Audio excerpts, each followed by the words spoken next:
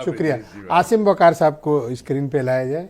वकार साहब, मैं आपसे जानना चाहता हूं कि ये एक बड़ी चर्चा चल रही है कि तब जब अब कांग्रेस और समाजवादी पार्टी उत्तर प्रदेश में मिल गई हैं, तो आप जो मिशन लेकर घूम रहे थे कि मुसलमान क्या करेगा, मुसलमान क्या करेगा, तो अब मुसलमान क्या करेगा एक प्लेटफॉर्म तो तैयार हो गया ना। देखिए, मुसलमान 14 से पूरी ताकत लगाकर भारतीय जनता पार्टी के खिलाफ वोट कर रहा है। बीजेपी को हराने के लिए अगर कोई सबसे ज़्यादा ताकत लगाता है, लड़ाई लड़ता है, तो वो मुसलमान है। तो आप हम ही से सवाल पूछे ले रहे हैं। सारे पंडित जी बीजेपी में है? सारे ठाकुर साहब बीजेपी में, सारे जितने भी मतलब अग्रवाल बनिया हैं सब बीजेपी में। लड़ाई तो सब मुसलमान ही लड़ रहे हैं, और फिर आप सवाल हमसे पूछ रहे हैं। हम पहले बीजेपी के खिलाफ थे और अभी भी बीजेपी के खिलाफ हैं। एक कांग्रेस की प्रवक्ता जी ने अभी एक सवाल उठाया था पर्चा लीक का, कि पर्चा लीक हो जाता है। मैं आपके चैनल पर एक बात कहना चाह रहा था कि जिन जिन सरकारों में पर्चे लीक हुए हैं, दरअसल वो सरकार प्रायोजित होते हैं। सरकार प्रायोजित इसलिए होते हैं सर कि पहले पर्चा लीक होगा, पहले नौकरी निकलेगी, और नौकरी के बाद फिर पर्चा लीक होगा, और पर्चा लीक होने के बाद फिर जो पर्चा दिया गया होगा उसमें वो प्रदर्शन कराए जाएंगे, और फिर कहा जाएगा साहब पर्चा लीक हो गया था इसलिए अब ये एग्ज़ाम कैंसिल हो गया, अब नौकरी लटक गई। यानी खुद ही नौकरी निकालो और नौकरी ना देना पड़े इसलिए पर्चा लीक करा दो। ये सभी सरकारों का खेल होता है, इसको गहराई से समझिए। अब लौटिए पॉलिटिकल इशू। दूसरी पॉलिटिकल इस पे आ रहा हूं। अभी आपने कहा सलमान खुर्शीद साहब का टिकट कट गया, तो सलमान साहब का टिकट अकेले नहीं कटा है। भरूच से अहमद पटेल साहब की जो सीट थी वहां भी उन्होंने आम आदमी पार्टी को दे दिया। ये कांग्रेस के वो बड़े नेताओं के नाम मैं ले रहा हूं, मुसलमान नेताओं के, जिन्होंने अपनी पूरी जिंदगी कांग्रेस में लगा दी। जवानी से बुढ़े हो गए बेचारे, अगर नौकरी में होते तो रिटायरमेंट होकर घर में बैठ गए होते, और उसके बाद उनको आखिर में ये हो रहा है कि उन्हीं की सीटें कट रही हैं, बाकी सीटें क्यों नहीं कट रही हैं? आप ऑफर कर दो दोनों को। नहीं, हमारे ऑफर और ना ऑफर से मतलब नहीं हो रहा है सर। हम तो सीधी सीधी सी बात कर रहे हैं। हमने तो एक सवाल खड़ा किया, आपने खाली सलमान खुर्शीद की बात की थी, मैं अहमद पटेल साहब की बात कर रहा हूँ। सोनिया जी के वो राजनीतिक सलाहकार, पीए, सबसे करीबी आदमी रहे हैं। अच्छा, ये नोटिस किया कि पूनिया जी की क्लियर हो गई, उनकी फंस गई। मैं कह तो रहा हूँ आपसे कि इससे मुसलमानों की सीटें क्यों दी जा रही हैं, अच्छा, कंप्रोमाइज की जा रही हैं, सरेंडर की जा रही हैं। मुरादाबाद भी देखो है? फिर मैं छोड़िए सर, बाकी तो कांग्रेस जाने और समाजवादी पार्टी जाने। नहीं, आप अपनी तकलीफ बता सकते हैं, मतलब हमारी सबसे बड़ी तकलीफ ये है कि समाजवादी पार्टी ने उन तमाम लोगों को अलायंस में लाकर, चाहे वो राजभर हों चाहे वो आरएलडी वाले हों, इनको लाकर इनको चुनाव में 2022 में लड़ाया, इनको मुसलमानों के वोट दिलाए, और फिर ये बीजेपी में चले गए। और अगर अभी हम सवाल उठाएंगे तो जो बीजेपी से पूरी ताकत से लड़ रहा है उसी को बीजेपी का एजेंट कह देते हैं। तो मैं पूछ रहा हूं कि क्या आपकी राजनीतिक समझ नहीं है?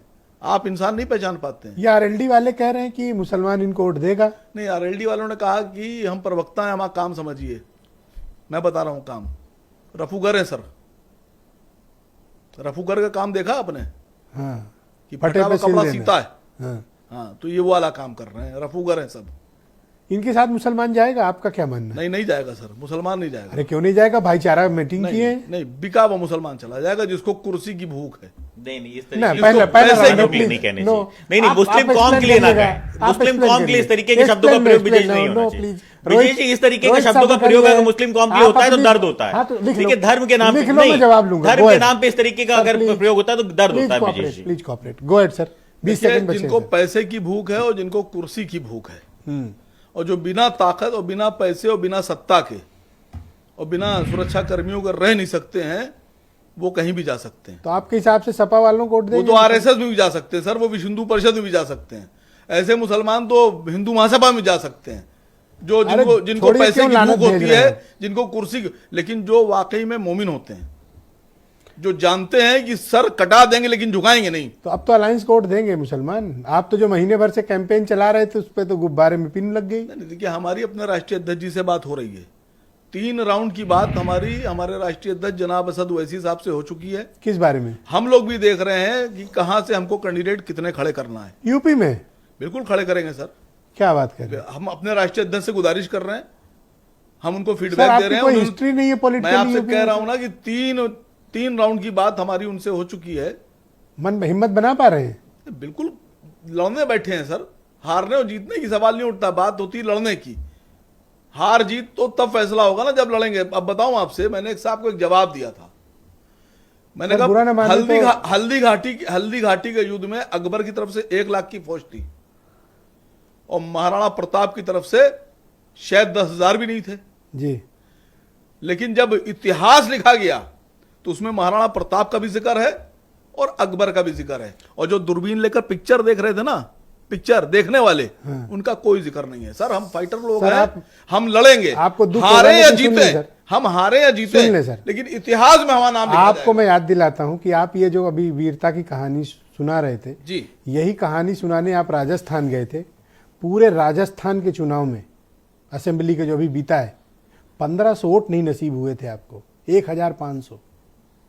तो उसके बाद सर हम पर आप आ रहे हैं कि आप उत्तर प्रदेश लड़ेंगे सर। 1500 वोट पूरी पार्टी को राजस्थान राज्य में मिला सर। आपकी बात बिल्कुल सही है।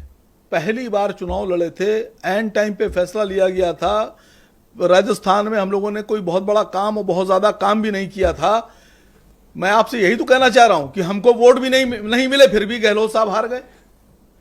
मुसलमानों के वोट उनको मिले, मैं केपी फिर भी वो बीजेपी से नहीं लड़ पाए। मलिक साहब को नहीं, वजह किसकी है और गलती किसकी है कि बीजेपी से क्यों नहीं लड़ पा सर, रही? मुसलमान आपको नहीं छुएगा, उससे भी जो मैं कई बार कह चुका हूं, चिमटे से भी। चुनाव आने दीजिए, कर लो कोशिश सर, छुएगा नहीं। देखिए आप चिमटा मत बोला कीजिए क्योंकि जब आप चुनाव में चिमटा बोलते हैं तो वो चिमटा जो है वो इंडिया अलायंस के खिलाफ इस्तेमाल हो जाता है। अच्छा ठीक है, आप चिमटा करके तब हरवाई दे रहे हैं। क्यों? आप पहले कसम खाइए कि चिमटा नहीं बोलेंगे आज। सर मैं क्यों नहीं बोलूंगा चिमटा?